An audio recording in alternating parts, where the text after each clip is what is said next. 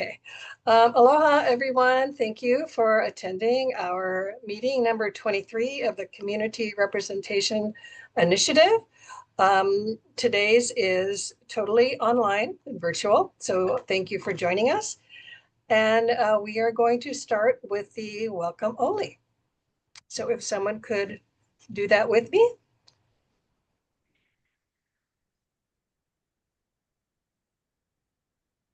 Ola i ka ha pa. Ola i ka ha. Ola i ka vai. Ola i ka I. Ha vai.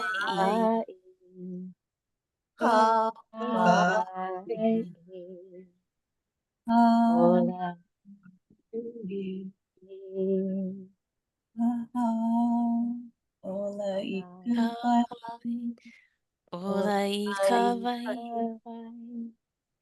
Ola i ka I. Ha vai. Ha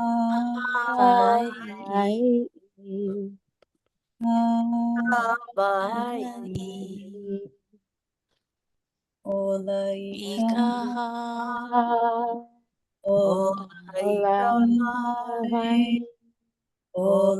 i ka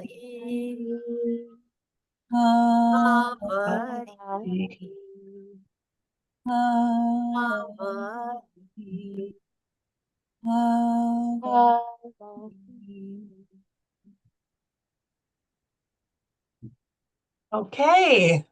Thank you, everyone, for that.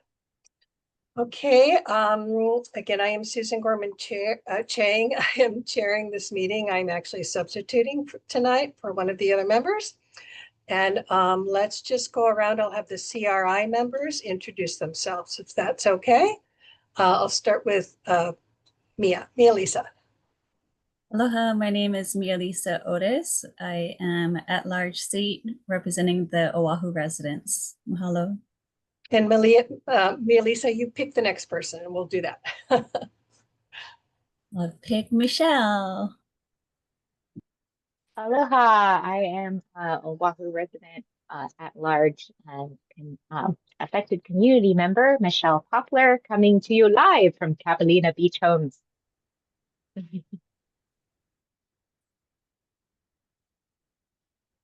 And you get to pick the next person to introduce themselves. Melody.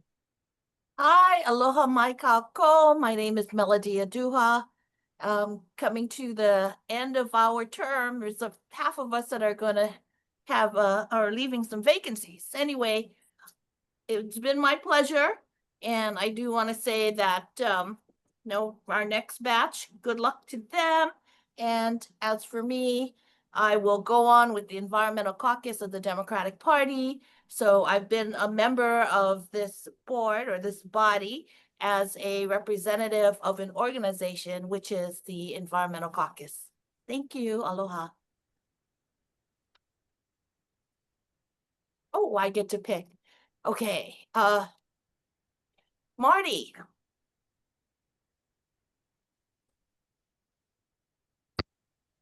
Aloha, I'm Marty Townsend. I am normally a member of the CRI, but tonight I'm going to be serving as the Zoom master. So I'll be in the background. Thank you very much.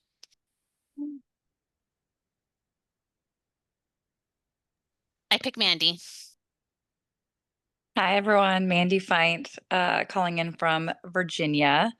And I can't tell you what a joy it is to be able to speak on here and not be censored and silenced by the EPA. So I'm excited to be here and be able to speak freely. Thank you. Oh, I picked Bill. Aloha, everyone. I'm calling in tonight from Sheridan, Montana. So it's nice and cold here. It's getting towards fall. I am a at-large member representing the Environmental Caucus for the Hawaiian Democratic Party. And I need to pick somebody else here. Who haven't we done yet? How about Lisa? We started with her. Have we got everybody Oh, who's currently sorry. a, that's okay. Have we Tara. got everybody who's currently a CRI Yeah. member?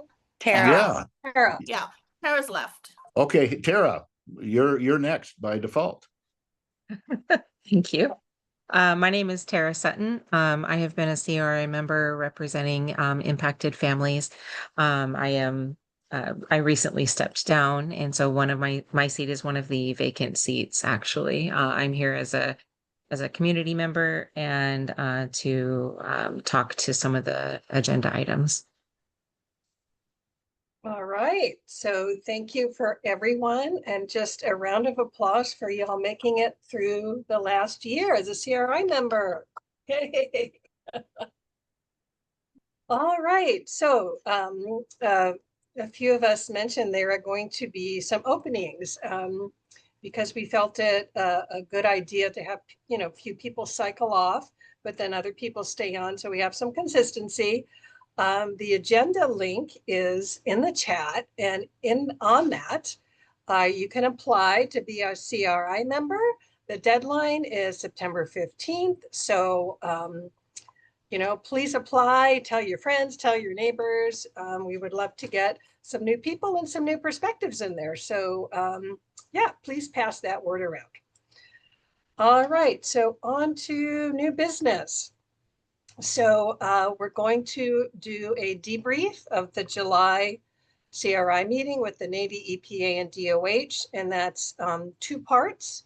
I think we want the majority, about 30 minutes, to be Tara is going to lead us in a discussion about why trauma-informed facilitation is important. That's item 2, but first we're going to do item 1, the outcome of the challenge to Mandy Fein's participation. So would someone like to take the lead on that? Maybe just explain for those who are attending and weren't sure what happened at the last meeting and why Mandy was silenced. Maybe Mandy wants to start. I'll start unless someone else wants to go. Can everyone hear me okay? Give me a thumbs up. Okay. So we have been in a great debate with the EPA really since, I think, December of 2024, when we all finally, the Navy agreed to come back to the table. And I don't know if anyone recalls, but at that meeting when the Navy was supposed to come back to the table, they actually didn't come. So we moved on with our meeting. EPA came, we came, and we all at that meeting were required by Martha at the time, who was the EPA Region 9 director, to all verbally consent to the new ground rules that was the CRI. Now, as folks might recall, we did not participate in behind the scenes, behind closed door negotiations. We refused to sign any sort of NDAs or have behind the closed door conversations because we believed it went against what we as a CRI stood for, and that was full transparency. And the Navy and the EPA was not willing to budge on that. So within their private conversations, they came up with a new set of ground rules. We were all required to verbally consent to that, which everyone on this call, all 10 members of the CRI, did. And then several months later, after the Navy did not show up, we were all then required again to sign the ground rules, like, so physically hand sign it. And so every member of the CRI did do that, including me. But the EPA did not claims that I did not sign my true signature, or I can't remember the exact verbiage. Irregardless, it's my right to sign a document however I may please. Like, there were several of us who signed our name, maybe put an unhappy face or put, whatever mark, but it is everyone's right who lives here in America to sign a document however they shall please. And so I did so. The EPA found themselves offended, which I find almost hilarious, that they were offended by my signature, and claim that I did not agree to the rules, which is not true. There was several email traffic between EP Region 9 and also our new administrator, Zeldin, where I did consent on email form and again, verbally to the ground rules, but EPA Region 9 has found themselves offended and has chose not to allow me to speak. So even though the community voted for all 10 of us members, the EPA is, using their federal power to strong arm 10 volunteer community members and silencing and censoring, which is certainly not what America is all about. And for that reason, I've not been able to speak. And again, I find it a bit appalling that a federal agency would assert that much power and be so offended by a signature when we all have been beyond offended about what happened to us as a community. Certainly, those of us that represent impacted families, mothers like me of poisoned children. So, I think it's beyond appalling and beyond offensive, and certainly re-triggering for those of us who have been traumatized by this. It's just the whole I'm offended. Like, you got to be kidding me. Anywho, so that is what's gone on with that. Every single CRI member has gone to bat, has made their concerns known. Members of the community obviously showed up last meeting, and that was greatly appreciated. But what the Navy and the EPA continue to do is to show their cards, and that is they're in the business of strong arming and bullying and censoring not only me but this community in general. And the narrative of full transparency and working together has certainly not rung true in this situation, and it's been something that we the 10 of us have dealt with a lot. I mean, you've seen it in public meetings, but you wouldn't begin to imagine what we've dealt with behind closed doors. And I just really want to, shout out my fellow CRI members, particularly Marty, who's dealt a lot with the EPA. She has more tact than most. What she's had to deal with has been unheard of. But I hope it's okay speaking on behalf of the CRI, but we really appreciate the community support and all of us, the trust that you've had in all of us to share the concerns of each of our, pieces of the pie, the folks that we represent on the CRI, and just naturally because of progression for how long we've each been in here. So the first year, we had a group of 10, half of those folks left and half of us agreed to stay on for one more year just for continuity. And so that term for the folks of us who, like me, have been here for 2 years, well, naturally our seats will come up. So it won't be an issue for much longer, but rest assured, Mandy Fine is not going anywhere, and you'll continue to hear my voice fighting for this community now more than ever. So thank you. If anyone else would like to say anything, please chime in. Well, I think you said it all really, but we really do continue to support you. And, when we pressed the EPA, and I know Jamie took a lot of heat for that and it wasn't personal. But when pressed, I said, well, you signed the document, you verbally agreed at that meeting, it was recorded, we could all see it. And then he fell back on a matter of decorum. So I think that's why we wanted to have a discussion about why a trauma-informed facilitation is important, because these are not normal Navy meetings. These are an impacted and traumatized community. I mean, it's even triggering for me because I had a past environmental disaster. And so I can only imagine for the impacted family. So yeah, we support you, Mandy. We don't like this to be a precedent where they can say, so-and-so can speak and so-and-so can't, because you've been so strong in what we all believe, and you've been an advocate and an ally and an impacted family member to boot. So we really appreciate you. So I'll just open it up if anybody else wants to join. Oh, and I do want to say, I want to let Mai introduce herself.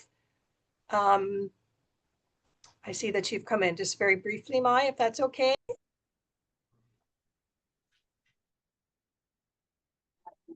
Aloha guys, sorry, I'm at my son's school volunteering.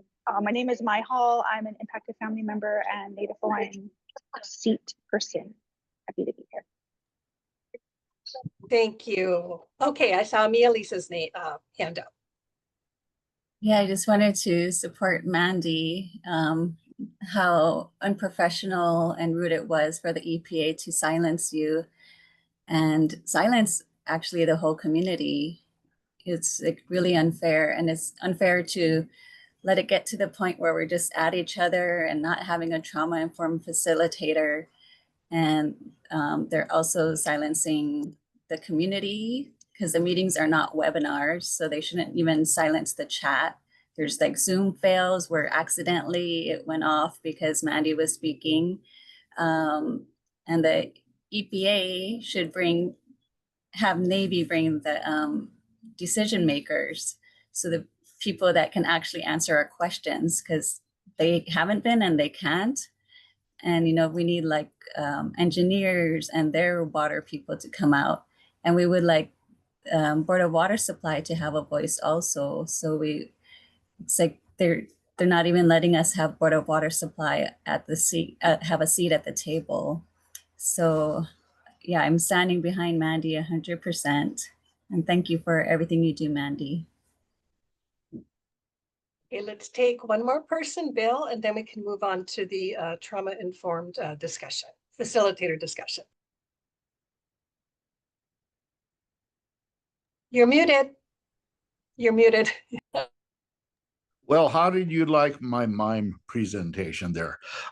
I had noticed in our meetings with the Navy a tremendous amount of male chauvinism there, especially with regard to Mandy's situation. And as I had commented, I feel that she was, I think, used as an example because she's a woman. I felt that chauvinism, and I'm a guy, so it must have been there. Again, that's just my opinion. So thank you. I appreciate that, Bill. Thank you very much. And I If agree. If I could just Go ahead. say one other thing, I do appreciate, I appreciate the support. And I think Bill brings up a great point. I've been in the military, I'm set to retire here very soon. I've been in the military for active duty for almost 20 years. And that is certainly something I've dealt with my entire career. In a world where we say that we celebrate whistleblowers, and if you see something, say something. What I've learned from being a DoD whistleblower in this situation is that that actually doesn't ring true, and it's been one of the most disheartening things that I've ever dealt with, and the sense of institutional betrayal that I have felt. Goes beyond words. I've had a target placed on my back ever since speaking out, even though I've done this in my civilian capacity. But what I've learned is that the military celebrates yes men and yes women, and folks who bury their head in the sands, and those who, shut up in color and turn a blind eye to these kinds of things. But it was a conviction, when my own children were poisoned, it was a conviction. I felt compelled. I felt like it was my duty as a service member, as a senior leader in the military. And when I met all of you all, and I met the families who were impacted, and I met people, courageous people like Ernie Lau, for example, who has risked it all for this community. It has been this community who got us clean water. It has been this community who has showed up when my institution turned their back on me and 93,000 others. And I just cannot, from the bottom of my heart, thank you all enough. I truly have appreciated you all. You have been my driving force, and I will continue to do so.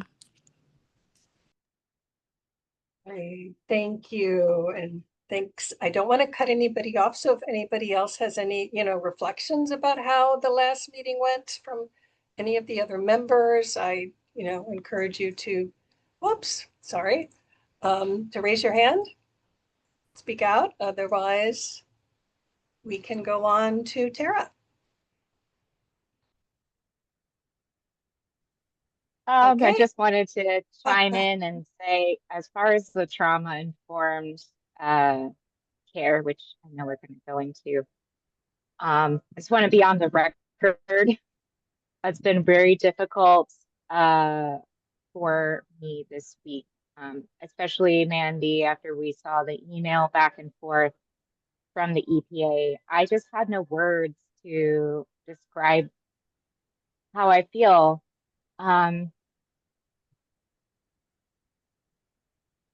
To see this ongoing institutional betrayal to the people, and to the strongest voices, especially, Mandy has been one of our strongest voices, if not the most strongest voice in this movement. And I'm just so grateful that we're all here brave enough to continue to keep the discussion going, no matter how busy we are. And we're all volunteers, and I just truly appreciate you all keep showing up regardless of what life is throwing at us, sick children, jobs, because it's about the life, about the water. And this movement is for the generation. And the fact that the Environmental Protection Agency, the bureaucrats in charge, are coming from a space of a lack of understanding of the facts that those of us, we are volunteers, members of the public. We are human, we are fallible. We have trauma, we're dealing with it, okay? And if they couldn't understand this whole situation and the space that Mandy and the rest of us are coming from, we're not, why should we be maintaining decorum when our aquifer is at risk? I mean, yes, I'm doing my best, but I'm still mentally having trouble. Great. I really appreciate your candor and your emotion. I can feel it. Yeah, so thank you. And I appreciate what all of you are going through. So thank you, Michelle, that you really articulate it well. So thank you. Appreciate it. Okay, Melody. And then I kind of, yeah, we're almost at 5:30. So go ahead, Melody. Okay, thank you. Thank you very much. I am also in support of Mandy, and she has been a strong advocate. And what had happened was a very unilateral decision. I believe that there was no due process. She didn't have a chance to really sit down and say her side of the story. And whatever she did say, they ignored it and pretty much accused her of being disruptive in other ways. And we've been with her all this time, and I don't recall her being irrational and disruptive and to the point where she needed to involuntarily be silenced. So this is totally unfair, and we support her. And given all the trauma she's gone through, as well as the other affected families, it was just another way to soften the blow to not hear her, for the Navy not to hear her. So again, no due process, and she definitely should not have been unilaterally silenced from our group. It's not their group, but it's our group. So if she was acting in a manner that's not consistent with the way this group behaves, then that's one thing. But right now, what she did, and especially it being in writing and not outward burst in public, I mean, really, it did not, there was no justification for her suppression. Thank you. Thank you, Amanda. I think you can tell we all fully support you and always will. So thank you, everyone, for articulating and being vulnerable and just expressing what you're feeling. I really appreciate that. So with that, Tara, are you able to unmute there? Okay. Are you able to use your screen or no? I am able to use my screen. I'm not able to use my camera for some reason, but that's okay. The words are interesting enough. While I set up my screen share, I just want to say I am also an affected community member. Also drank the water, drank the the fuel and passed it along to my children, my pets. My niece lived with me at the time of the fuel spill with her husband and 3 very young children, and they all drank it. There were 9 of us in the home during the exposure window. And it for those who were in that position at that time, it was a very difficult time to navigate it, to understand what was happening. This was at a time when the Delta surge of COVID was going up, and we were all being told the only place in the world that's safe is our homes, and stay home, don't go out. And suddenly, our homes were not safe, and they were poisoning us. So, what I want to talk about tonight is just understanding trauma-informed practices and their importance. I want to preface this with, I am a community member. I am not a mental health professional. I'm not a public health professional. I have, since the beginning of this whole event, what I have done is immediately started investigating the outcomes and the impacts of the water crisis to families like my own, to neighbors on my street, and down the road, across the bay over in Capelina, over in Pearl City Peninsula, all around Pu'uloa. And what I have learned from those interviews and from the conversations that I have had is really what fuels this. It's what fuels me. In the past 4 years, when this all happened, I was pursuing my degrees at UH Manoa, and I graduated with my bachelor's. In fact, I got 3 at once, in the midst of the water crisis and COVID, and now I'm pursuing my master's. But in this process, I've taken the skills I've learned through school and applied them to researching the outcomes of this water crisis on the community and what has come of it. But the fact that I drank the fuel wasn't enough, in my opinion, for me to say that I was ready to interview my neighbors. And so I looked into ways that I can train myself and be prepared in addition to what I was learning at school.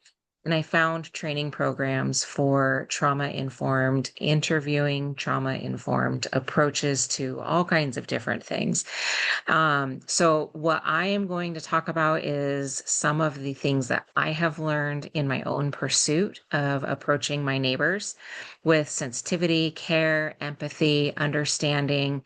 Because even though I also lived through it, I wasn't in their shoes in their living room. And I didn't see the rashes on that child. I saw the rashes on mine. I didn't see, Auntie over here having trouble with her asthma. I did feel mine, but that doesn't mean I understand exactly what she experienced.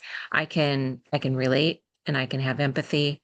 But the key thing here is that there is something to understand about a community that has undergone something like this altogether. So without further ado, sorry, that was winded. Is my screen sharing okay? Yes, it is. It's clear for me. Is it clear for everyone else?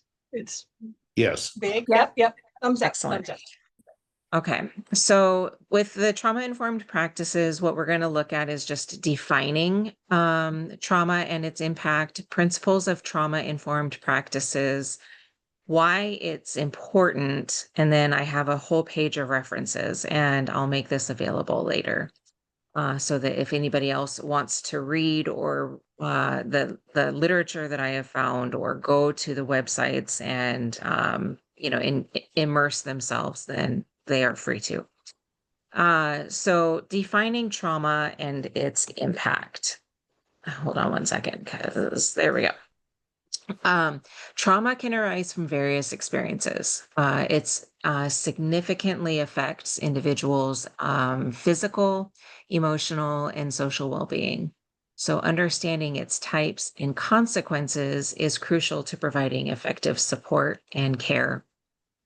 There is a saying, hurt people hurt people.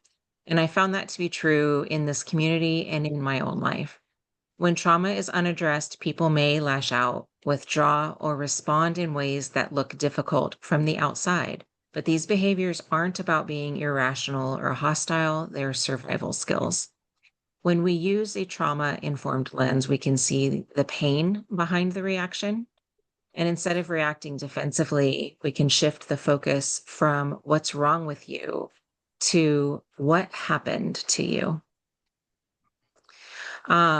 The trauma can be defined as resulting from an event, series of events, or set of circumstances that a person experiences as physically or emotionally harmful or threatening.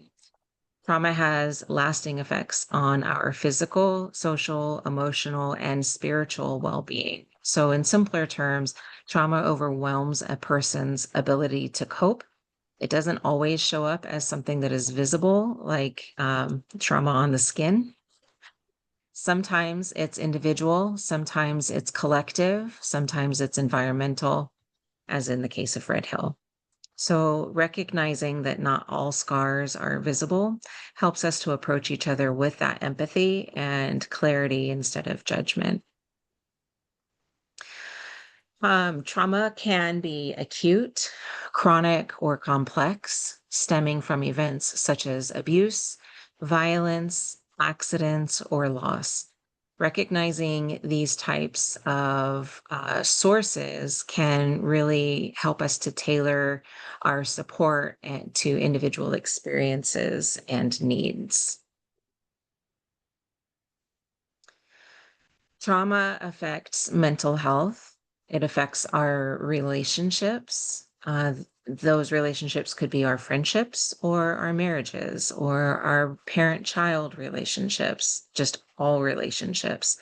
And we definitely saw that in the aftermath of the Red Hill water crisis. It also affects community cohesion. It can lead to anxiety, depression, and impaired functioning, which impacts both individuals and those around them. So when trauma remains unaddressed, it can result in chronic health issues, substance abuse, and intergenerational cycles of trauma, underscoring the importance of timely intervention. So trauma-informed practices prioritize understanding trauma's impact and fostering environments that promote safety, trust, and empowerment to support healing and resilience. Some of the core principles to being trauma-informed include that sense of safety. Physical safety is obvious. You can't be in a room with people with knives and think that you're going to sit and talk quietly and gently, right? But there's also a sense of emotional safety, and there's even cultural safety that needs to come first in these instances. Trust and transparency is brought about with clear communication, which builds credibility. Peer support is something that's really huge, and that's something I have also found within the Red Hill community, that peer-to-peer is a way that we have found healing amongst each other.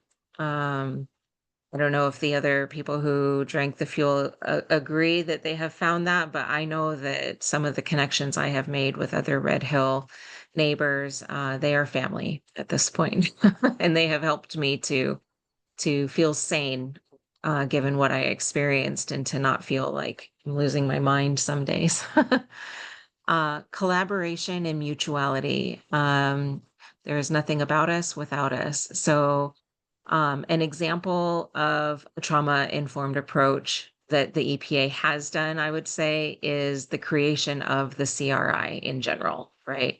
That is a way to bring the community to the table, have a say in the decisions, the conversations, what is going on, and being included, and not just talked at. And that was the mission and the intent.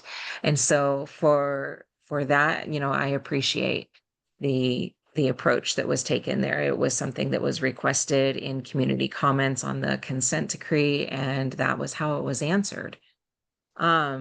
So just to note that empowerment, voice, and choice. So survivors of trauma define their own needs. And that is something that at the CRI we do strive to do, is let the community define what it is that their needs are. And that is also something that, not just being a Red Hill survivor, but just a resident of Oahu, people from Oahu are who need to be deciding what Oahu needs and how to make Oahu safe and ready for the next generation and able to be passed down. And then cultural, historical, and gender responsiveness. So respecting diverse experiences and avoid a one-size-fits-all approach. This is true in so many ways. There is not one right way to respond to trauma. There is not one right way to respond to people who have experienced trauma. It is definitely something where you look at what is going on and take an individualized approach. So some of the core values are safety of trauma-informed approaches include safety, trustworthiness, and empowerment. We kind of discussed each one of those three, so I won't spend too much extra time here. But you really want to empower individuals in their healing journey. This is something that's foundational to trauma-informed care. You want to understand triggers and trauma responses so you can recognize when cycles of trauma trigger and responses is occurring. And you want to create space that is free of that and have sensitivity and avoid the re-traumatization of those community members. You want to promote collaboration and peer support. Collaboration being everybody has a seat at the table with equal power dynamics. Support from each other as peers with understanding and empathy. But then also the environment as a whole needs to nurture growth and encourage open communication. So what does it look like in practice? We have to be mindful of our language. We need to be mindful to listen and give space where people can genuinely be heard, their stories able to be shared at their own pace. There do need to be boundaries so that there are clear roles and expectations, because this will help to reduce uncertainty. Flexibility in adapting processes and accommodating stress and needs. And then accountability as far as acknowledging when systems or people have caused harm. So community resilience and restorative practices and shared responsibility, all of this is, it's bilateral. It takes more than one side of a coin to make things really go around. The institutions and the community both matter. Trust is rebuilt together. Healing is through relationships, and openness makes resilience possible.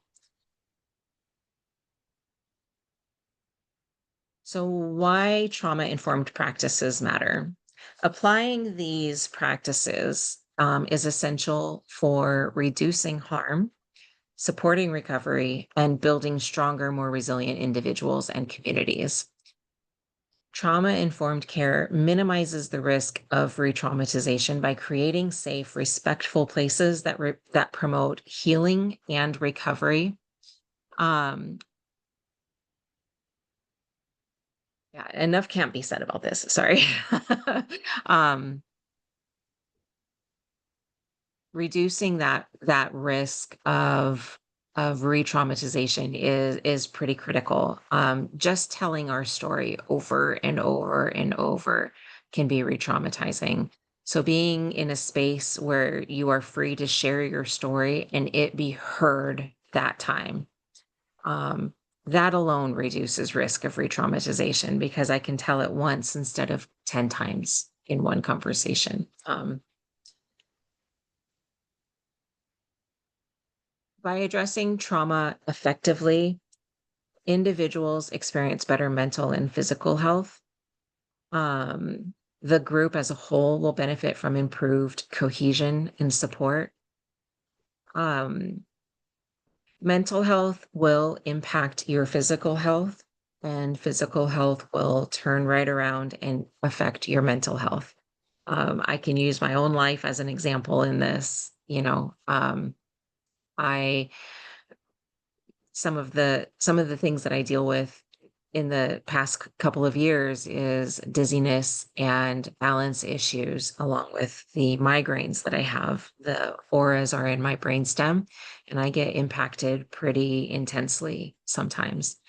When I have these issues, I fall, and sometimes I fall very hard. When I fall, I lose mobility. When I lose mobility and I can't go out of the house, or I can't spend time with family or friends doing things that I enjoy, that definitely will disrupt my mental health. But it also, just losing mobility, you gain weight and you get heavier. That comes with its own baggage. But what I really want to point out is that I'm still a fall risk, and I still have dizziness, and I still have balance issues. But now I'm heavier, and the next time I fall, it caused more damage to my body, because the the heavier you are, the harder you fall. And, so in the past 2-3 years, I've broken my toe, I've broken my ankle. I fell off a ladder and had my ACL repaired just this year. During that recovery, I had pneumonia in both of my lungs. And, all of that takes a toll on your mental health. But the more that you fall into this depression, I guess, then that will take a toll on your physical health even further. And then you just get this circular thing with your mental health and your physical health, and it can spiral. So addressing the trauma and that mental health side improves the physical health. And those are things that I've done recently to, I've had to take some pretty drastic steps in my life just to kind of break this cycle of mental health, physical health, mental health, physical health, and make steps to improving it. Okay, enough about me. All right.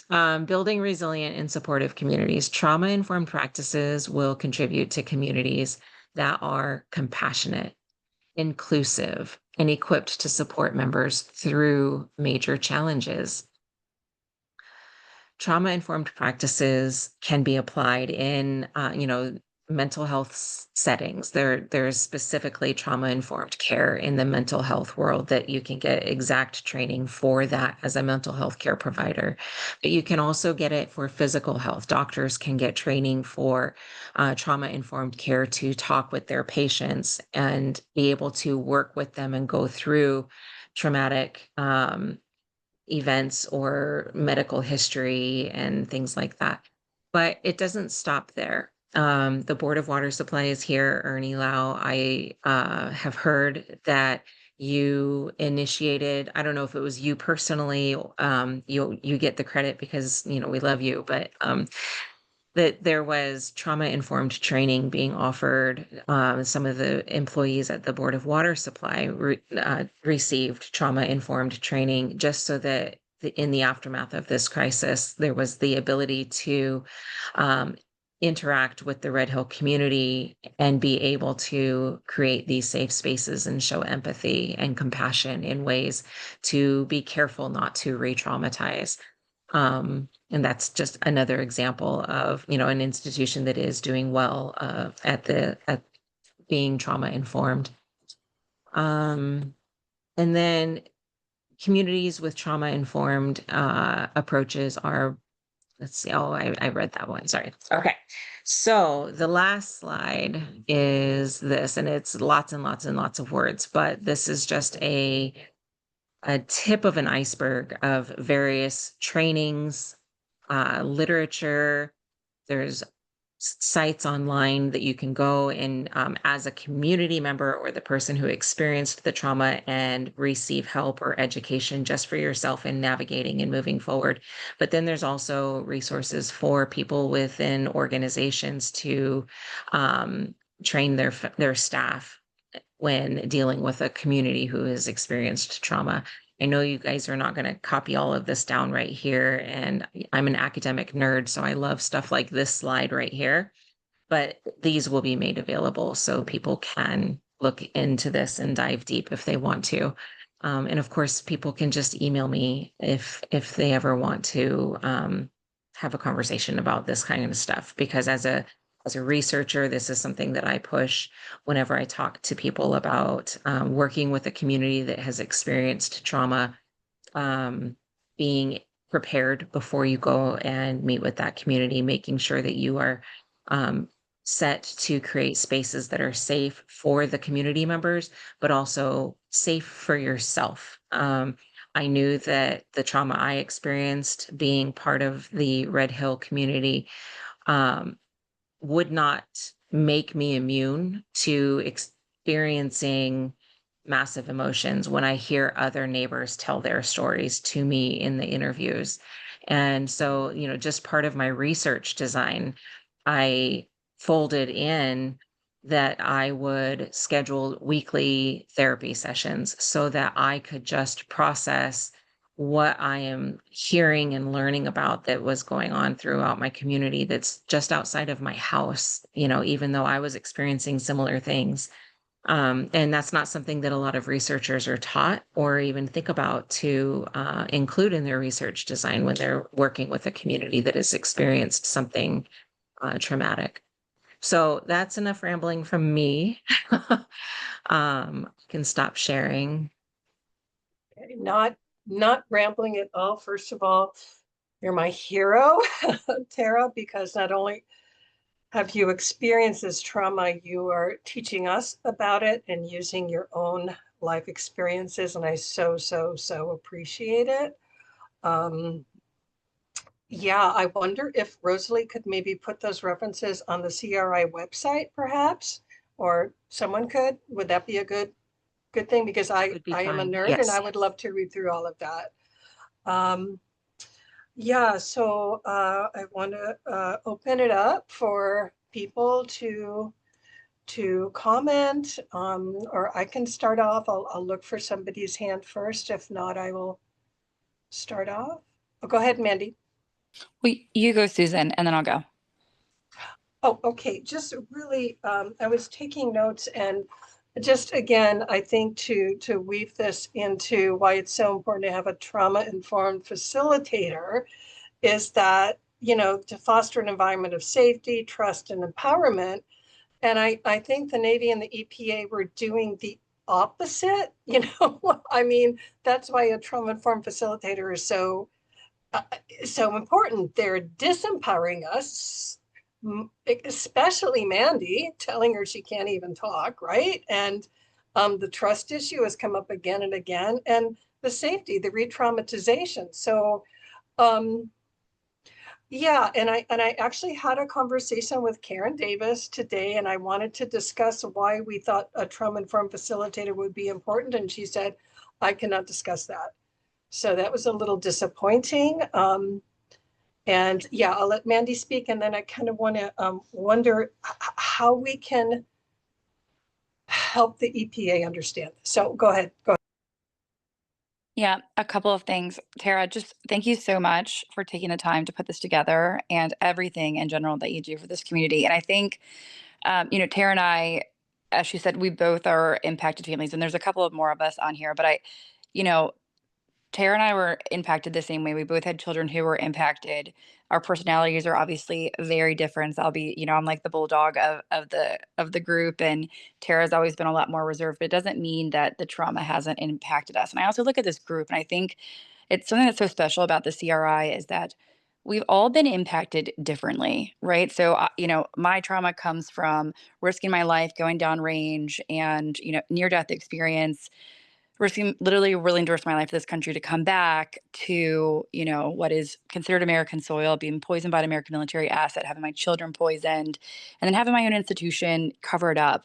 Not only that, but also what they've done to this entire community, which is poison people, lie about it, try to cover it up, and treat, our civilian population like collateral damage. And that just has just been a really hard pill to swallow. Tara brings, being a military spouse and the sacrifice that that is. I think about Native Hawaiians who are on this group and the trauma that they've experienced for generations, right? Of the you know, illegal. Someone help me out here. How the military came in and illegally occupied, occupation. and the fact that this is a military asset, how traumatizing that can be. There's so many different folks who are on the CRI and who represent various populations, even like Michelle and the folks that were out at Capilano Beach homes, right? I mean, their trauma is the same. They were poisoned, their children were poisoned, but we military families, the military put us up in hotels and they evacuated us and they did give us clean water and showers and things like that. But people in Catalina, because they weren't military affiliated, were camping out in their homes and they weren't provided all of those things that we were. And so that's a trigger and that's trauma. And then imagine sitting across from the guys who show up in their military uniform and trying to, keep their decorum together that keeps being shoved down our throats. So, you know, I really appreciate Terry you putting this together and highlighting how all of us have been impacted, how all of us respond differently, and how it really runs deep besides the issue that is at hand, right? That we've been poisoned. There's a lot of things there. But, you know, uh, if I could just touch to, the community representation initiative, like you think about what that name is, it's supposed to be our meeting, and we've fought for that from the very beginning. And we have lost so much of that. What really it is a meeting that we come to, we make recommendations, and nearly all of them are shot down, right? And I think that people got to see it firsthand at the last meeting. But, I think that we should share potentially to the public the email traffic that went back and forth this week and some of the things that we asked the EPA for. And I'll just list a couple of them. We asked for probably the 20th time for a trauma informed facilitator. We have been asking this for about a year and a half. And Amy Miller responds back and says, well, the EPA and the Navy agreed to having a neutral party, right? And a neutral party is this lady named Bia, who we've looked up, and she's an attorney and has been for years for the EPA. I mean, I see that as a conflict of interest. She's literally attorney for them to protect them, and she's not a neutral party, and she's not done any trauma informed training. And that's one of the biggest things that we've asked for. We talked about the censorship thing, with all elected CRI members being able to participate. And, Amy came back and fought that. We talked about this being a community representation initiative. It's not a webinar, but they've given the community 2 minutes to speak, regardless of how much time the Navy goes over with all of their slideshows and this and that. They give our community members, the people that were actually there to hear from their meeting, we give them 2 minutes and then we cut them off. And it's so rude. And then on top of that, we don't open up the chat for people to share like we do in these meetings, share links, share information, highlight some things. Maybe people don't feel comfortable speaking out in public and they would rather put their comments in the chat. We have silenced our community by not opening up the chat and treating this like a webinar. It's not an informational session. It is a community meeting. Um, we've also been denied the opportunity to phone a friend, to phone our own experts. Ernie Lau, for example, and they've used every excuse under the sun. They bring up every Tom, Dick, and Harry if they don't know the answer to a question, but we're not able to call up experts that could speak to things that we're concerned about. And the last thing that we brought up was about spotty communication and internet connection. You know, the military, the Department of Defense has every resource available. They have an endless supply of funds. They do communications, that's like one of their professions, and they've not been able to get it right for the past 2 meetings that they are in charge of. And every single thing that we recommended was shot down by the EPA. And I just, it's so disheartening to me how much time and effort the CRI members have put into this on behalf of the community. You know, our job when assigned to this, when elected to this, was to be able to work with and have open communication about drinking water safety and remediation. But the other part was for us to be able to help them rebuild trust with our community. And yet not a single recommendation that we have ever made has ever like come to fruition. It's been this constant battle behind the scenes, and really it's just, and what's something I deal with in the military all day long, it's a power thing. It is these two federal agencies showing force, lying in bed together. It is us against them. And I would argue, and I'll speak for myself, that trust over the past 2 years that this thing has been going on has not been rebuilt. I think it's eroded. I think it's worse than probably it's ever been, because people have been able to see these federal agencies for who they really are. So thank you so much for giving that long time to speak. Thank you. Thank you so much. I do want to be respectful, and I'm wondering if we should go on to the Board of Water Supply, but come back to people's comments with a show of thumbs up. Would that be okay? Because I know Ernie's here and we I want to agree. respect his time. Can we do that? Okay, so we'll go to the agenda item of the updates from the Board of Water Supply, and then we'll circle back to these comments. So please, I'm so sorry I kind of cut people off, but if we could do that, I'd appreciate it. So I'm going to turn it over to Ernie, and then we'll come back to this discussion because it's really important. Yeah, thank you, Susan, and aloha, everybody. And thank you for sharing, Tara. They do need a better facilitator for the meetings. I think that would be a good first place to start. But mahalo. I have here also Joyce Lynn from my office, my associate, another young engineer. And she's been doing a great job on learning about Red Hill and preparing for the future. So just an update, I see status of litigation over Red Hill. First of all, I just want to say that because it's ongoing litigation, I won't be able to talk too much about the case. We are still in the very early stages. We did, with the full support of the Water Board, they voted to actually file the complaint or the lawsuit in federal court under the Federal Tort Claims Act. And we did that on July 1st of this year, before we hit the 60-day deadline. So the Navy did deny our claim earlier in the year.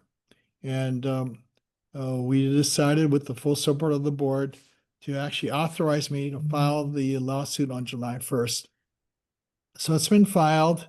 There's some initial meetings by the judge, and I don't want to say who the judge is. You might be able to search online for the federal district court, but it is, that's the very initial steps. The claim is for $1.8 billion.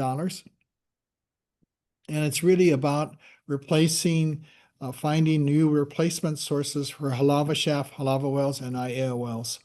And I think that's about all I can share on the litigation. Joyce, do you think you have anything else on that item number 1? Yes, I think the total of the claim was actually 1.2 billion, not Oh, I'm 1. sorry. Yeah, my stand. Thank you. Yeah, a sign of old age. $1.2 billion. Yeah. Thank you. Joyce, anything else? No, I think that sums it up very well.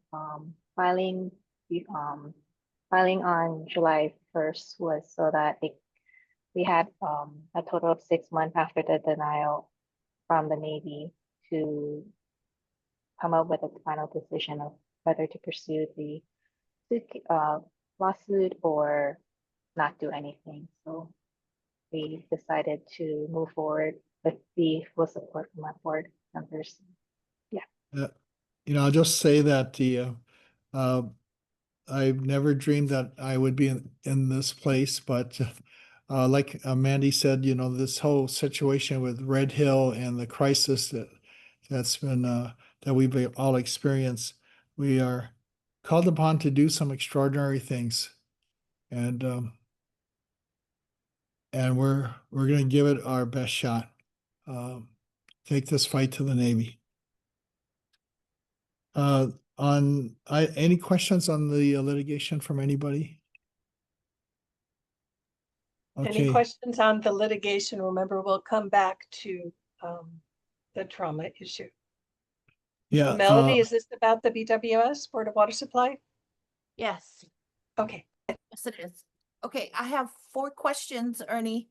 I'm gonna Okay. just, you Just- did, Melody, do one and then let him answer, then do the Yeah. second, then let him answer, because I can't keep track. Thank you.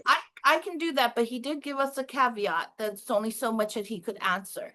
So I'm thinking if I give him all the questions and he can just answer what he can. No, you want one at a time. Okay, cool. Okay, Ernie, what are the specific causes of action being pursued by this federal lawsuit? Melody, I'm going to have to refer you to looking at the actual complaint that we filed. It's on our website at boardofwatersupply.com. I I don't want to actually cover all the different causes of action here, but Okay. it's the lawsuit in its entirety, the complaint is at boardofwatersupply.com. You'll get a full copy with the exhibit. Okay, cool. Okay. Has the Navy responded to this July 2025 complaint? And if so, what defenses are they asserting? I can't really share that, and this is at the very early stages, so I'm Okay. sorry. Okay, next question. What is the anticipated timeline for resolution? Are we looking at settlement discussions, trial, or appeals? I think all the options are open. They're all on the table, and it does look like it's going to probably unfold over a few years. Okay, And that's about all I can say. Yeah. okay, last question. Is Board of Water Supply coordinating with other plaintiffs or agencies such as DOH, EPA, private residents, in a joint litigation strategy? If you look at our complaint, it's solely the Board of Water Supply by itself. Okay, I know I've asked you to join our lawsuit. I know, and I Yes. said politely I declined. Yes, yes. Well, we're uh, going for trial in October, so it's coming up soon. Well, I wish you good luck there, Melody. Fight Thank the you. good fight. Thank And I see that Joyce put the link to the Board of Water Supply Red Hill filing. Thank you, Joyce. So Thank you, there you Joyce. have it. Question answered. Thanks, Joyce. Yeah, thank you. I saw Tara's hand up, but I'm missing. Is your Board of Water Supply question, Tara?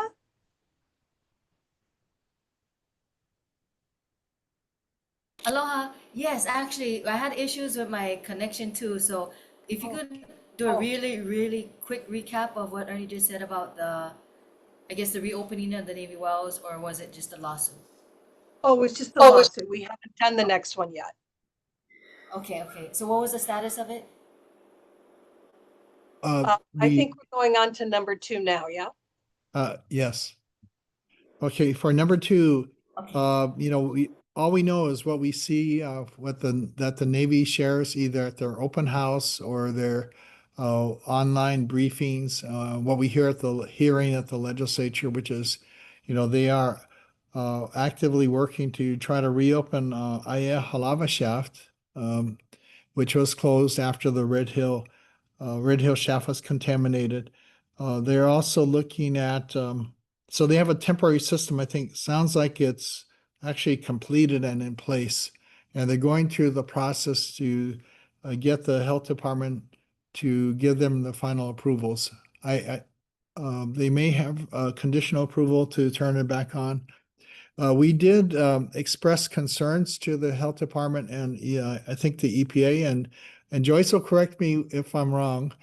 She has a sharper memory than I do, but last year we sent a letter expressing some concern about reactivation of Aiea lava shaft.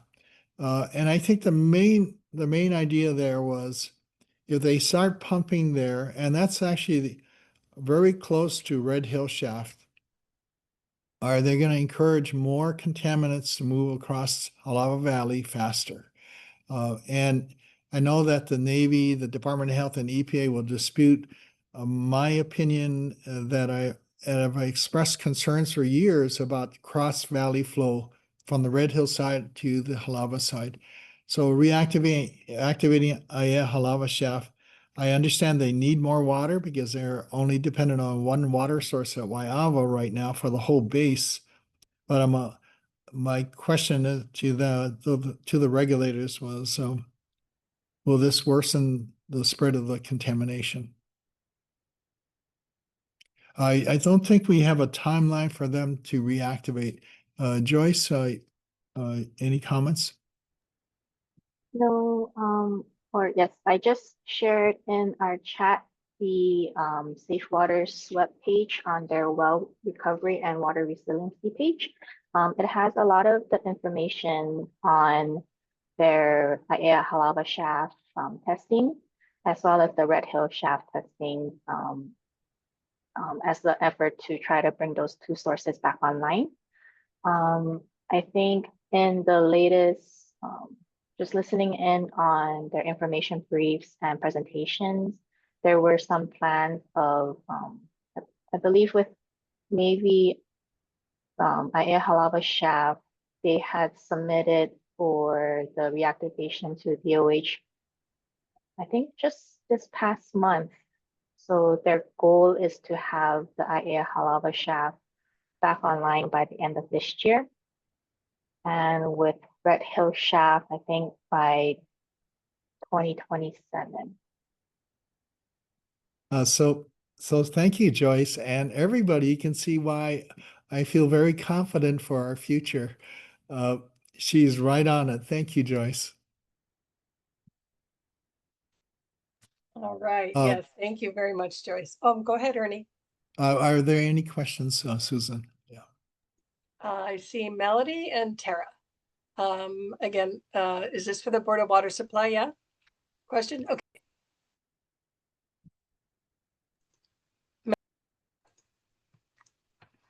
Go ahead, Melody, and then Tara.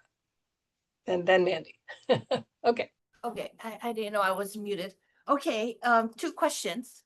Okay, the first one, when the Navy Aiea Halava shaft is opened, as well as the Red Hill shaft is open, how is the Board of Water Supply going to ensure that the water quality and supply continuity for those that are in the, well, you kind of touched on it, but how would Board of Water Supply be able to make sure that the water continues to be safe for the community as well as for the affected families? For the affected families on the base, that is actually in the control of the Navy because it's a separate water system. For our customers, we continue to test our wells serving the community in that area. And I'll just say, I just want to, and I'll be glad to come back later with more details. But we are, and I think we talked about in the past about Aiea wells having PAH, polycyclic aromatic hydrocarbons. And I sure got beat up by different entities. I won't name them that were very upset that we actually even hinted that it could have come from the Red Hill field facility. But I also said, I think at the time, that we're starting to see PFAS detections in Kaumila wells, a little further west of the Aiea Halava shaft. I'm at west of the Aiea Halava shaft and west of our Aiea wells. So we are working on a temporary water treatment system for our Kaumila wells. Currently, I have it shut off right now. And only if we absolutely are if that community is running out of water, we might turn it on, but I've directed my operations staff to shut it off. We are going to move to install a temporary water treatment system at the Ka'amila wells using activated carbon to treat for PFAS there. So I'll just say this, and I'm going to get beat up and maybe criticized, but and last night they had a restoration advisory board meeting, and hi Susan, and I think the two Susans were there last night, myself and Joyce. And that they talked about the Superfund site at Red Hill now, which is looking at PFAS contamination. And if you look at the levels that they're finding in shallow groundwater, that's perched on some kind of low permeability layer, and then also the deep groundwater aquifer, which we also pump from across the valley, they're finding pretty significant levels of PFAS contamination. And I think it's probably shocked them that it's much more widespread at Red Hill. So that's a Superfund site. Then at Aya Halava Shaft across Halava Valley, you have the Aya Halava Shaft, the Navy source, and they're treating for PFAS as one of the contaminants, also PAH and petroleum hydrocarbons too. But Commander Ben Dunn, I think, cited the PFAS as the one big one that they're treating for at Aya Halava Shaft. And then to the west, we have our Kaumila wells, which maybe in the near future will have a water treatment system too. So again, I'm not saying that it's coming from Red Hill, but I'll just let you decide how you want to connect the dots there. Okay, thank And you. I Thank do you. quickly want to congratulate Ernie and Joyce and Susan Picola Davis for And being yourself. elected to the RAB, and myself to be Yeah. elected to the RAB, because as you were, there's overlap, because as you recall, they said PFAS was not part of the Red Hill defueling and closure. So that's over with the RAB now. So we have Board of Water Supply eyes there. So I'm very happy that Joyce and Ernie were elected. Okay, go ahead. Yeah, thank you. I was pleasantly surprised, and thank you to Captain White and the rest of the RAB members, which added 6 more RAB members last night. And although they made it very clear for the Board of Water Supply, because we're a government agency, we are ex officio, non-voting. But that doesn't stop us from asking questions. Right. Congratulations to all of you. I love this so much. Yeah, that's wonderful. I have one more question, Chair. Go ahead. Okay, thank you. Back to the lawsuit, just real quickly. What portion of the 1.2 billion estimate is being allocated to long-term monitoring, to aquifer restoration and infrastructure replacement? Again, it's really talking about recovery of some past expenses, like about 25 million that we've already spent, and then recovery of costs to replace those 3 well sources. It didn't include requirements. I don't think it included the requirements for long-term monitoring and remediation, but it's really going after the damages to the aquifer and its effect on the Board of Water Supply. So Melody, I point you toward reading the complaint. Okay, but I'm concerned that you're not, or I should say long-term monitoring is not included, because that is a big part of what the Board of Water Supply wanted, was additional monitoring wells. I think you have to look at, and I want to be careful because this is getting into the legal strategy, which is I depend on and we have some very good attorneys working for us. Under what can be claimed under the Federal Tort Claims Act, and what we're trying to seek, that we feel we have the best shot at trying to get some $1.2 billion out of the federal government. Okay. Yeah. I can agree with that. Thank you very much. Yeah. Thanks. The- And maybe Melody can brief us on one of our next meetings about what she's read. Okay, so Okay. Tara, I know you've been very patient. Thank you. Go ahead. Oh, yeah. No, no worries. Of course. I so appreciate all of you. My goodness. And congratulations for having the seat on the RAB. That not a lot of people, realize that they're still going on, that these remediation advisory boards regarding the Superfund site and in the CAI as well as our VI from the Navy.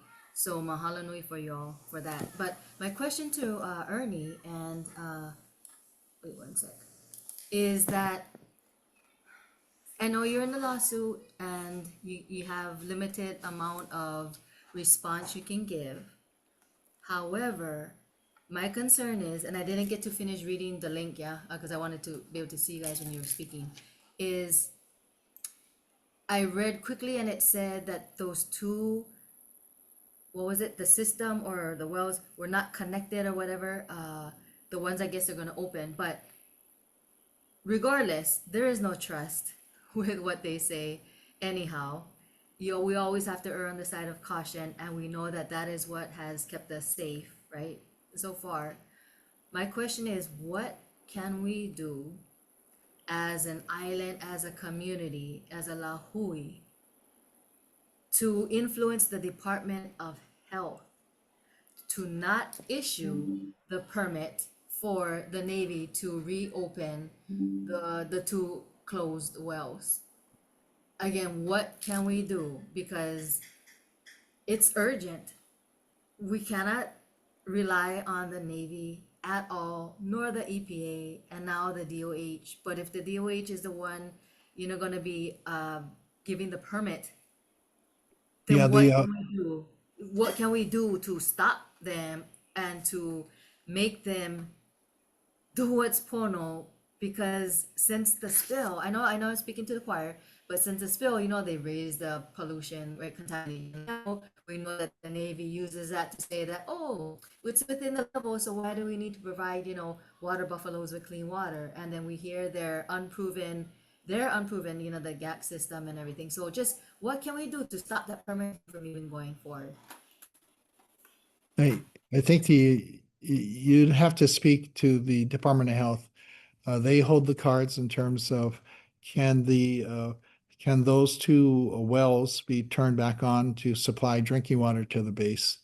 The EPA doesn't have has delegated that regulatory authority to the Department of Health under what they call it primacy. They've given primacy to the DOH to implement the provisions of the Safe Drinking Water Act, which the Safe Drinking Water Act would be the federal regulations governing those water sources that serve drinking water to people. So it would be fully with the Department of Health. I just want to be, I understand also why the Navy is trying to get more wells back online. There are two wells because they only have one well to serve the whole base. And I made it very clear from them, don't you depend on the Board of Water Supply, the community's water system, to supply Joint Base Pearl Harbor Hickam if their one well that's left breaks down, because we don't have enough water to supply their full needs. And they need about, I think, around 20 million gallons of potable water, drinking water every day to supply the needs of the base. So that I can understand why they're trying to get some redundancy, because they only have one well at one location. But I also, at least for Aya Halava Chef, have expressed my concerns about inadvertently could it pull more contamination across Halava Valley toward the Aya Halava side of the valley. Although Aya Halava Shaft is a much smaller water source than the Red Hill Shaft. But yeah, so I understand what they're doing. I'd say you'd have to put pressure on the Department of Health. And when they hear me say that, I know I'm gonna get some blowback later, but it's really the ball is with the Department of Health. And you got to keep in mind too, they're very first focused on implementing, administering the regulations. So if you meet the requirements of the regulations, you can get a new source online or get those wells turned back on. Wow, we got our work cut out for us, don't we? But My yeah. other question, go ahead, Ernie. No, I just say it's fully within the hands of the Department of Health. Okay. Okay, So thank you. since we have you on the line, I just have one quick question for Ernie. So you know where we're at now, keeping in mind what you just said regarding the Navy and the reopening and Department of Health. What are also, I guess, the concerns and where is our water? I mean, I don't know if you can say that for the lawsuit or whatever, but because of like, in addition to homes, but also institutions, including, for example, like hospitals and everything else that we have on these islands, you know, what is the level and I guess of safety? I don't know how to explain this, but where are we at? Oh, Tara, I'm Water. not. Yeah. Are you talking about maybe supply? Do we have Yeah. enough water to meet the needs of our community? And to not have it contaminated with what the ongoing issues with the Navy and Department of Yeah, Health. yeah. It's the ongoing issues with the Navy that's affecting a portion of our sole source aquifer that we depend on. Over 50% of the supply for the island in total for the sole source aquifer. Um, uh, Concerns about is contamination in other areas of the aquifer, either created by military or non-military types of activities. The others, that I'd like to understand more are the contamination maybe out of the Army's bases up in central Oahu. And I know that in the Kunia Village farms, they've had struggled with some PFAS contamination from one of the Army wells there. But I haven't heard what is the Army going to do to clean it up there, to address that contamination. So, but again, so there's a lot of challenges to deal with this. PFAS is a growing issue because it's been so widely used for so long that we're dealing with contamination. We're probably now up to about a dozen wells that have shown detections of PFAS contamination in it. And we're actively looking at starting to install more treatment systems at different well stations. But then, trying to find the source of the PFAS is really difficult to find the source. Although we do know of one Superfund site at Red Hill. That's right. And that's why I'm happy to be on the RAB. Yes. Yeah, we're so delighted you and Joyce are on it. Thank you. Okay, so we have a lot of people. Thank you for being patient. I think it's Mandy, Elima, Susan Picola Davis. Yeah, let's go with that. Go ahead. I know there's a couple more, but we'll go. I've spoke a lot tonight, so I want to make sure that Alima and Susan go. So I'll go after both of them if that's okay. Oh, thank you so much. Okay, first, Elima, thank you. I'm sorry. I didn't recognize you. You're a CRI member. So yes, thank you for coming in and go ahead and ask the questions. Thank you. Thanks so much for facilitating, Susan. Excellent job. And thanks for everyone who's here. In particular, thanks, Ernie, for being on the hot seat with us. I really do appreciate you, I guess, aligning, with the consumers, because I think it's so important to make sure that the individuals who are using the water supply have as much input as possible. So thanks for holding that line. And for the update, the litigation, which we definitely appreciate, but the fact that reported that there has been PFAS detected in Milo wells, and now those are being shut down. And we have a dozen, I guess, wells across Oahu that are impacted by PFAS. So thinking about that in particular, and the fact that they've just acknowledged that Red Hill is a Superfund site, and the fact that in your, or not yours, but in the Board of Water Supplies litigation, that it doesn't address the long-term monitoring. I'm wondering if there is a way for us to hui up, and enjoying the fight, because I like what you said about taking this fight to the Navy. That's exactly what we have to do. But I'm wondering if there might be room or the ability or opportunity for the community at large to come together and support not only impacted family members, but those particular areas, those communities where there has been PFAS reported and the wells are either shut down or currently being treated. I don't know if this is necessarily a question that you can answer, but I'm wondering if maybe if you're not able to, if you could take it back to your litigation team and see if there's some way that they might be able to give us at least some general guidance on how we might be able to create some sort of legal action that's representative of the community itself. So thanks very much for that. And again, thanks to everybody who's participating. I think it's so important, and I wish there was more of us. Mahalo.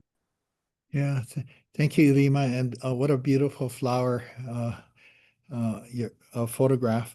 I think in terms of other litigation, I think for the Board of Water Supply, we have our hands full with our case, and really trying to focus on giving it 100% effort to try to be as successful as we can.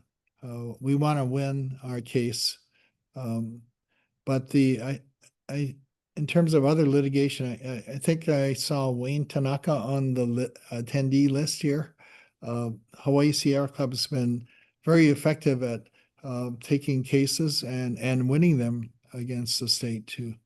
But I would suggest another area to look at that you could become more active in is supporting the Red Hill Vi, which is now I think they are fully staffed in the chairperson's office at the Department of Land and Natural Resources, and they're starting to get mobilized to actually collect data and start to look at how to set up a dashboard or a website that'll help keep the community informed. But I think the Red Hill Vi, and thank you everybody that supported it this past session in legislature.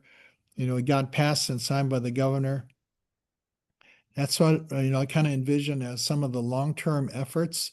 It's embedded in state law now, and it's really a place where maybe the federal government could provide funding in the future to help deal with the long-term remediation, the testing.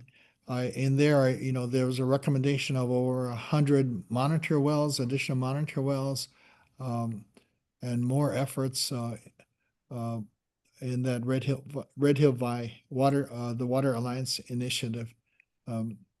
So maybe I would kind of put my plug in for that. And if I just may add, Ernie, Yeah. some long-term monitoring efforts that the Board of Water Supply is doing is to create our own monitoring well network. It's been challenging, but we are making progress, and the goal is to have water monitoring wells sort of around where the potential plume may go, and we can try to monitor over a long period of time, regular testing, and hopefully if we do see any detections, we can make the necessary adjustments as soon as we see it and inform the public as well as the regulator to step up and do more actions as needed. Yeah. Thank you, Joyce, and for her hard work, because Joyce actually even works on citing these and helping to move those projects forward. Thank you, Joyce. And also the new exploratory wells that we're looking for new production wells to help replace some of the capacity we lost. And I just want to say mahalo also to the state legislature.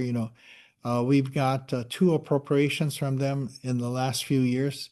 First one was for $10 million for monitor wells. and an exploratory well.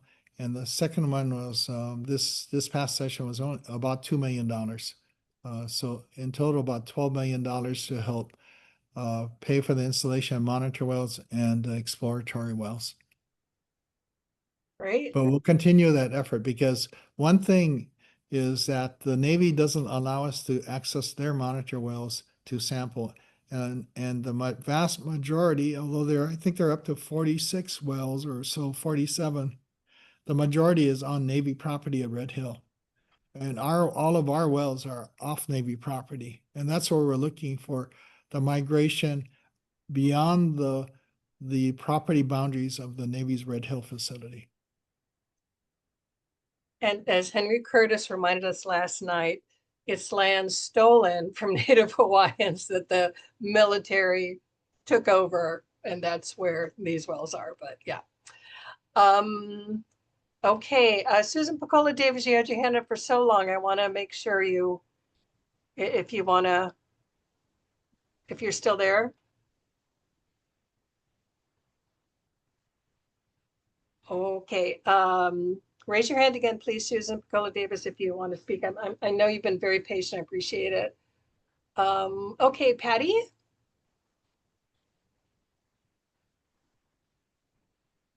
Patty Choi, are you there? Oh, okay. Couldn't unmute.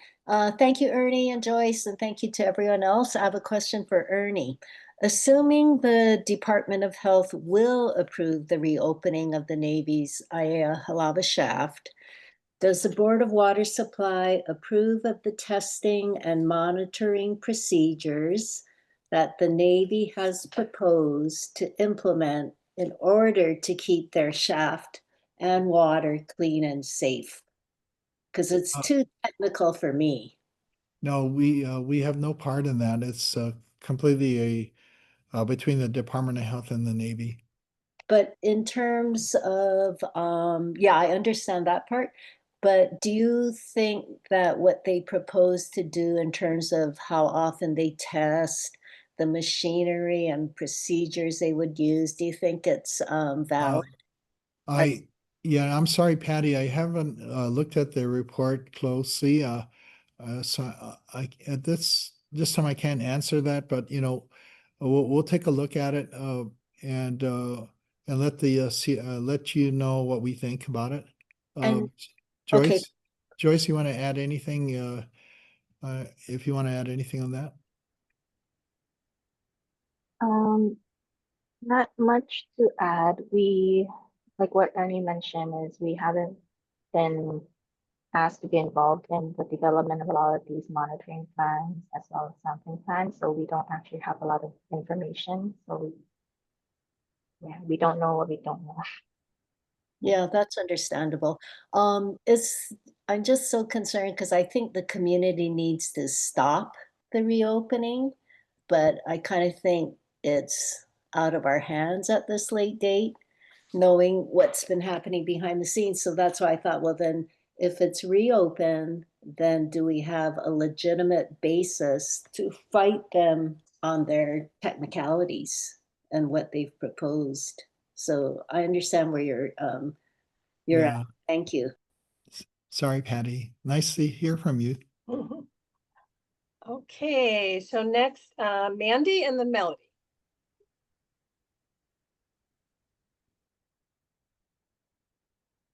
Okay, there we are. Okay, I have a couple of speed questions for Ernie. Okay. Can you confirm, because the Navy refuses, is the Pearl Harbor Visitor Center on the Navy's drinking water system?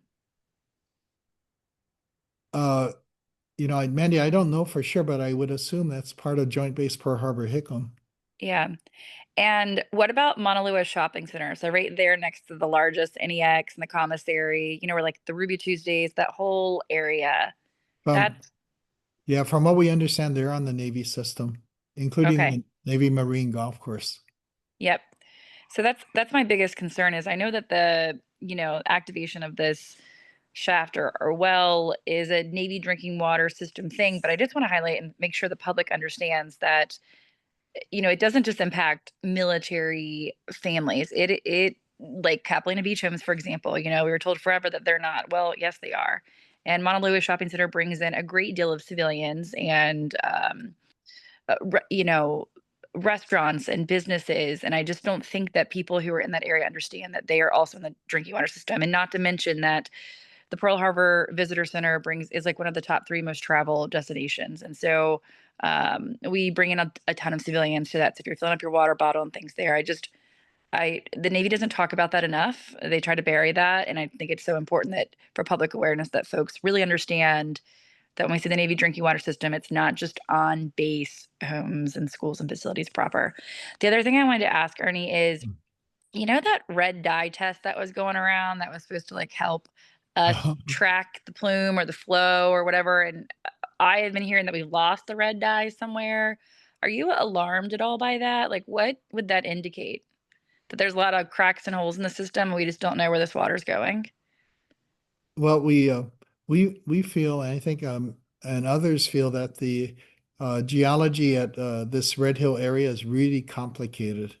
There, you know, I just saw recently somebody was kind enough to send me a newsletter from the Navy from the mid-90s, and there was a photo there of somebody standing in front of a lava tube that they encountered while they were digging the lower access tunnel. And the lava tube was over 6 feet high, taller than the person in there. So, you know, and I think they also, when they were digging one of the tanks or excavating for one of the tanks, they encountered a lava tube that was even larger in the mountains. So very complicated. We do have been doing, and I appreciate the UH. We've asked for like a monthly status meeting just to keep updated on what's happening.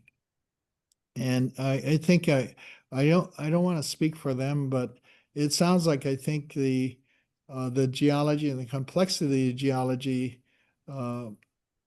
it has made the dye act or in a way that they didn't anticipate. Joyce, you want to add anything there? Like I think it's taken a lot longer to get from where they put the dye in one of the monitor wells to start to show up in Red Hill Shaft when they thought it would happen faster. Correct. I found it like they just need to do more testing and sampling to really verify and understand the movement and what they are collecting from their monitoring wells. The last very quick thing I wanted to say, and this is really for Patty, if she's still on, that just brought it up. I would encourage everyone to attend the next National Academies webinar. If you didn't listen to the last one, Ernie spoke, and there's a recording of that. Go to the National Academies Red Hill Study. I can put the link in the chat since we have chat feature on here that we can talk as a community during these meetings. I'll put that on here. But as far as testing and monitoring, and if Ernie or whoever trust, you know, the Navy and their testing, I don't even really think that matters. I would just tip everyone off to listen to the next National Academy study webinar, because we've known for quite some time that the folks, our water purveyor, and the folks that they have hired to do their shoddy testing have cooked the books. And I would just I would encourage everyone to listen to the next National Academies webinar, which is on September 8th, and I'll drop the link here. All right, that's all. Thank you. Thank you, Mandy. That's a great idea. Thank you so much, Mandy. Yeah. Okay, Melody. Okay, thank you.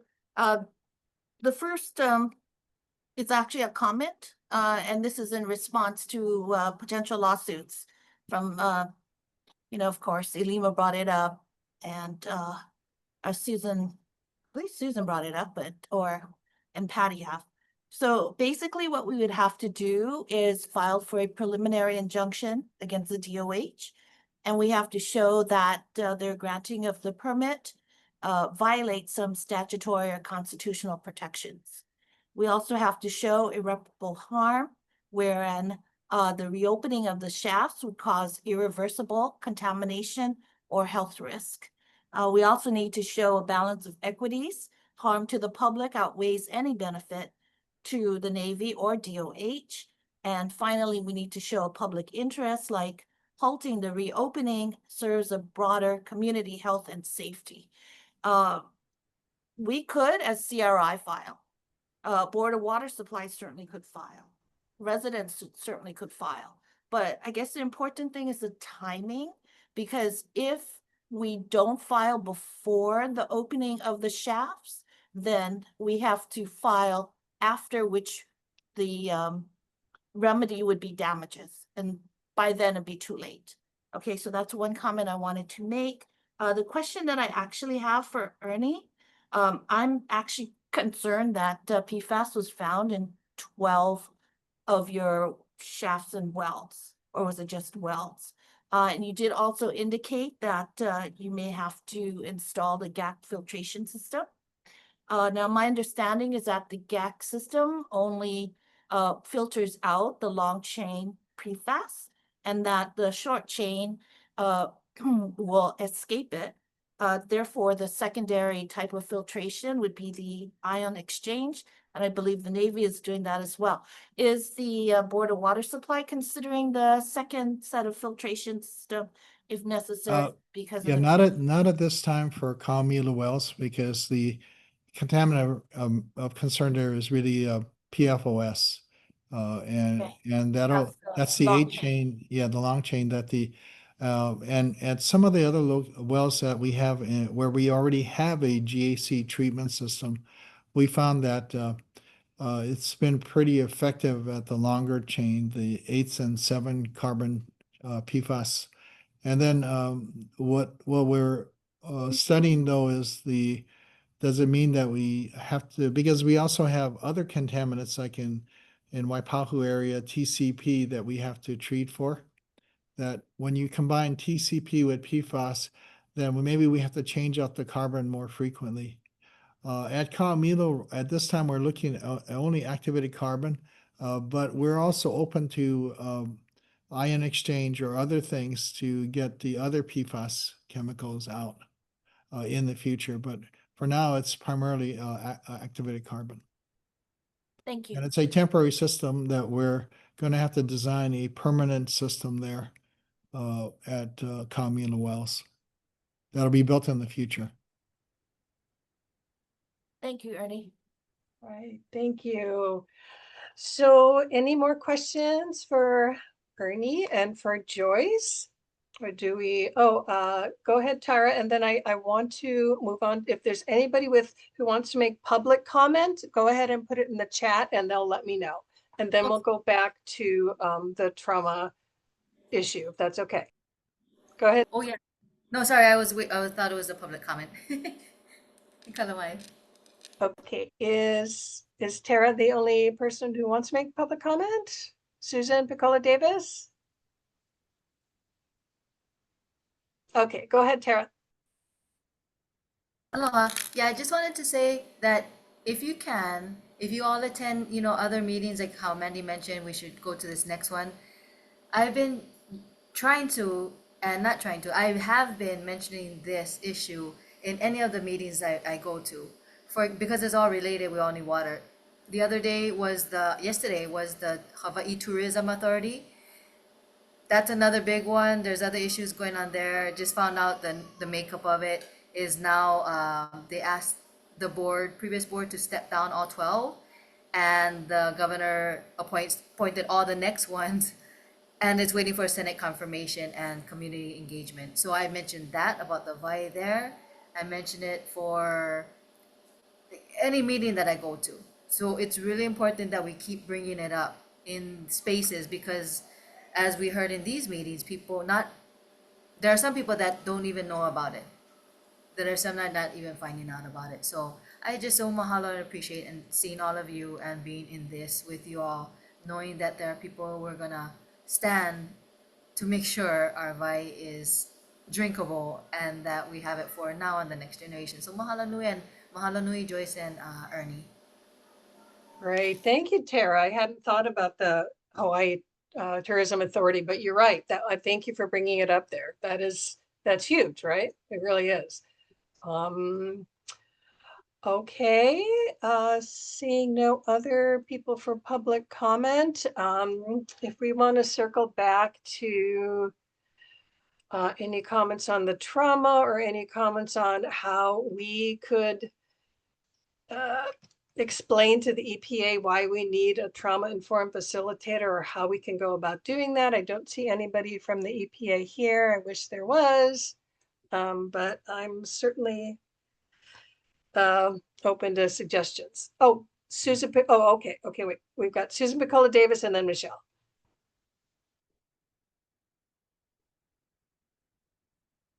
Okay, Susan, you're muted.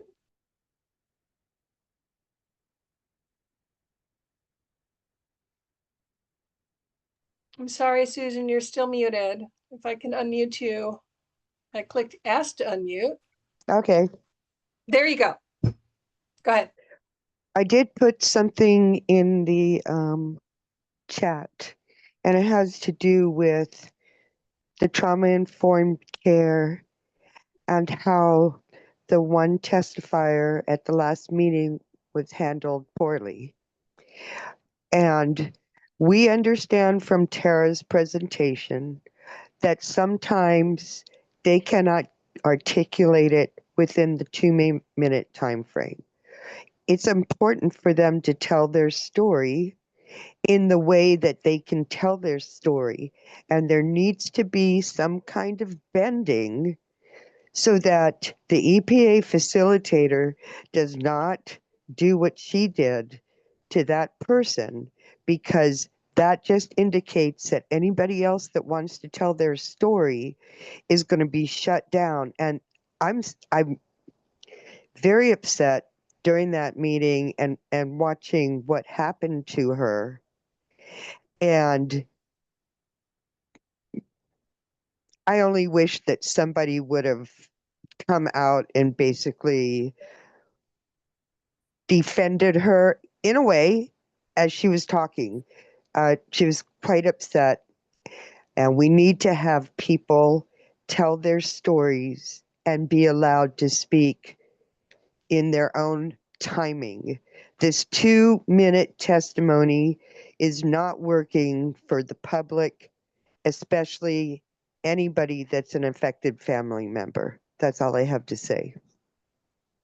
Great. No, that is a huge and important point, because it is the opposite. You know, Tara talked about empowering people, having an environment where people are empowered.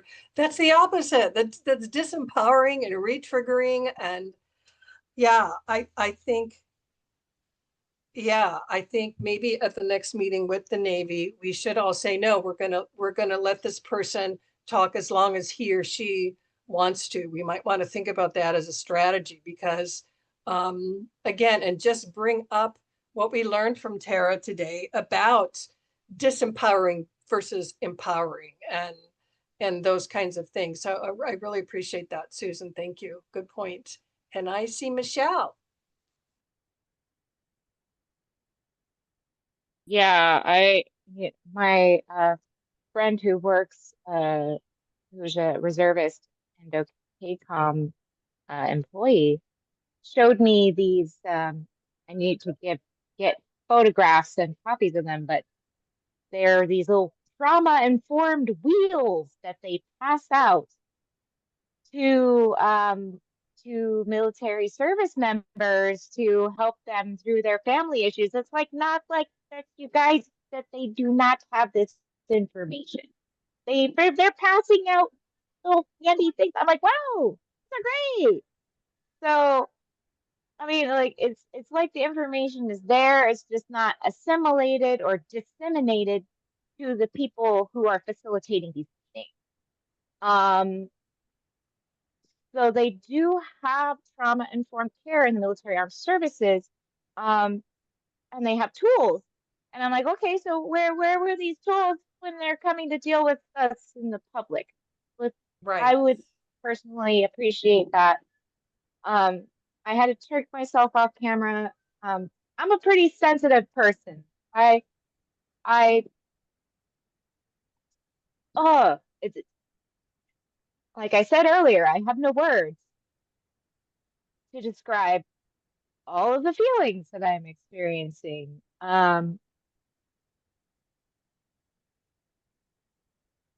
you know, we're showing up here, we're volunteering our time. We don't have a budget. We don't have billions of dollars. We just care. We care about the future, and we care about the and we just care. Okay. We have questions. We have strong feelings about what happened to us, especially as affected community members. This affected my life for 4 years. I'm still in physical pain from what happened. Struggling financially. No. So it just boggles my mind that these people who are paid by my tax dollars, our tax dollars, we are volunteers. We pay taxes. We pay their salary. And then they're actively gaslighting us. I'm grateful that this body was formed. I'm grateful that we have this platform. I am feeling actively re-traumatized presently. Sorry. And I don't even know how to process the continuing lack of like, it's, I'm just grateful that, you know, that I'm not alone. I felt alone for the first year and a half, and apathetic until, you know, it's, so I met with you, Susan, and Mikey with the water jet exchange, and I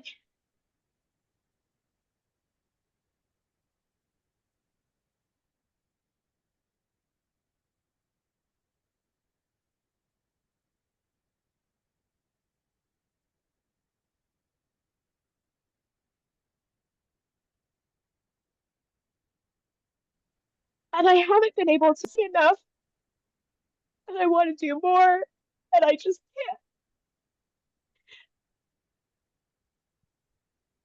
I'm sorry. No, absolutely. We are here for you, and you have done so much. And yeah, we need to do some self-care and support you, because I know how much you've done with the water and the jugs and you've just been incredible. So yeah, I'm glad. I hope you feel like this is a safe space for you, Michelle. Because we're all here. The chat is blowing up about how much we are supporting you and how much we're here for you and how much we love you. Deep breath.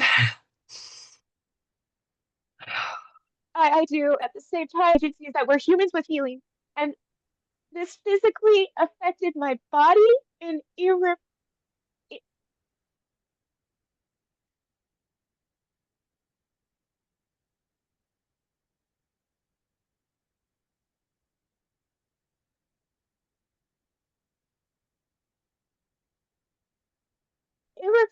ways. I mean, that's what I believe to be true because I used to be so helpless. We just want to trust. We want to trust. I want to trust these government agencies. I want to trust that they are doing their due diligence and doing everything to protect our water, protect the public. But when I'm met with our, you know, with basic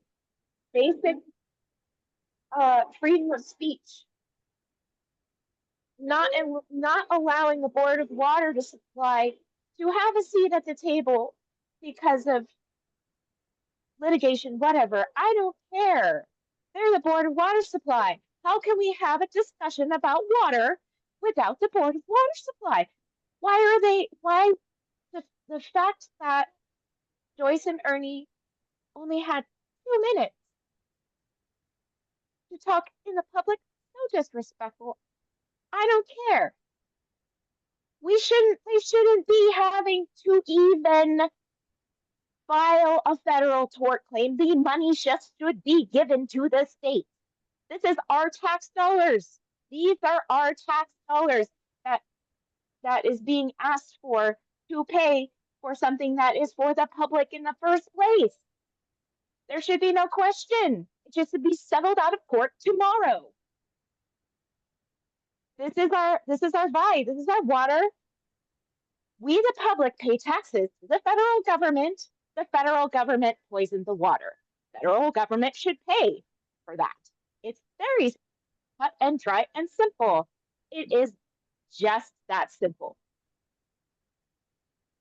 All of this time being wasted in court or with this back and forth is where did the die go? This is like the sense of urgency isn't even there. It's true. Like, oh, it's fine. It is. It's literally it's, so if they could just take a moment to put themselves in our brains and understand how insane it makes us feel. Me personally, I mean, that's how I feel. I'm like, I feel crazy because here we are again. I don't trust them. And I really want to. I really want to. I want to believe. Like, I want to believe everything is going to be fine. And when these sort of little things are happening, it's very difficult to trust that, everything is being done in a way of actually protecting our water source and protecting the, because if they can't even protect and nurture and have awareness that the members of this body are volunteers, and we do have emotions and we do have feelings based on the real harm that we've experienced. Like Mandy's, like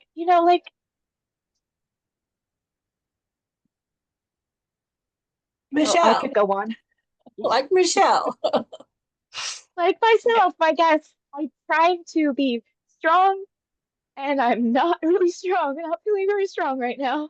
No, absolutely. No, you are strong because you are brave enough to share your feelings. It is the Navy that are cowards because they are afraid to confront the community, their feelings, and what they've done. It is harder to work through your emotions. It's easier just to act all stoic and macho and pretend you don't have feelings. That's bullshit. And it's a weakness, not their strength. You are the strong one, Michelle. We are all the strong ones. Anybody who can protect their families and be vulnerable and express emotions, that is a strength, not a weakness. And it's pathetic that the Navy hasn't figured that out, but I think maybe we can teach them. I am hopeful we can teach them. Okay, Michelle, deep breath. I gotta take a deep breath myself. Okay, Mia Lisa and Susan Picola Davis, and thank you everyone for being so patient and so we can all share. Thank you so much, Michelle, for all you do. You have like no idea how you've helped the CRI and the community at large. It kind of reminded me that we, the community, should actually research or print out or, have announce the regulation and laws, and that, that the EPA is breaking, and how the Navy is not held liable for their mistakes. And even something simple like we have to take it up with Senate if the CRI wants to have a site visit to the Red Hill or Halaba shafts. It's like the runaround is ridiculous. But from the demands for the EPA, we should also bring decision makers. They should bring decision makers, and let us bring our professionals, like the Board of Water Supply. And also what we didn't touch on was that we should have a rep, or they should actually have a rep from housing and ask what's on the lease for these people that are getting new homes or moving in, and also updated actual mailers so people know, ew, my water is tainted. So they're doing so much wrong, and we keep on doing right by the people. And that's why we're here, Michelle. And thank you so much to you and Mandy. So that's all I have for now. Thank you. Thank you so much, Elisa. And Susan Picola Davis. Well, before I say what I had to say, I want to say thank you, Michelle. You just demonstrated exactly what I was talking about. And just getting you to be allowed to use your time. This is your time. And during the meetings, you should be allowed to use your time. This is very important. And we just experienced what I was talking about earlier. Now, my public testimony goes to Ernie and Joyce, and the big step they took last night at the RAB. And regardless of if they're ex officio and are not allowed to vote, they are allowed to talk for as long as they want. There is no time limit. They are part of the advisory board, and they have, first of all, swag, and they have sway. And we saw it last night because after Ernie stopped talking, then another member of the RAB started insisting upon using the Board of Water Supply data. And that part is not really the important part. The important part is that they have a way to influence more than on the than they'll ever be able to do on the CRI, because the RAB is very different and we are being heard. And Susan and myself and Ernie and Joyce, we were all heard last night. We were listened to. So I applaud the CRI, and just understand that although Ernie isn't at your table because of the claim or the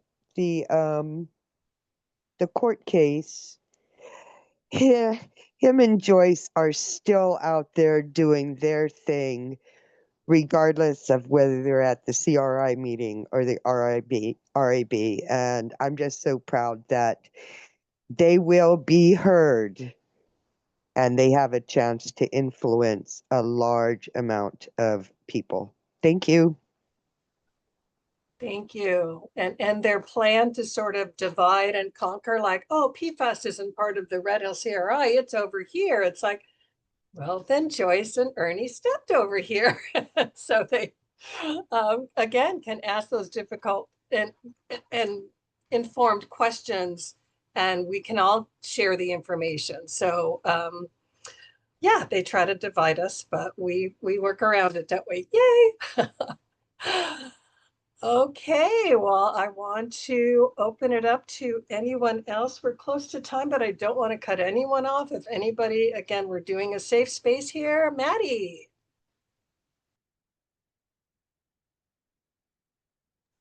Oh, you're muted, Maddie.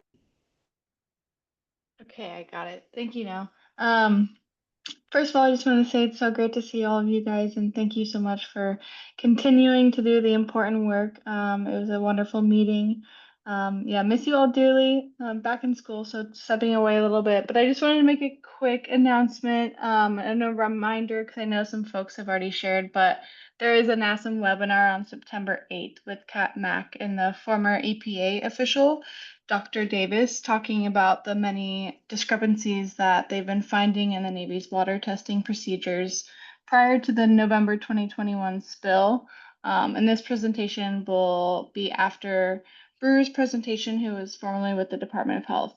So I'll make sure to put that link in the chat. And then we are also, a couple folks are planning a webinar on 9/21 with Ernie, Marty, and others to reflect on the 2015 Red Hill Administrative Order on Consent, which it's going to be a 10-year commemoration, and we will announce more details later. So please stay tuned for those updates. I will also link the Sierra Club link in the chat.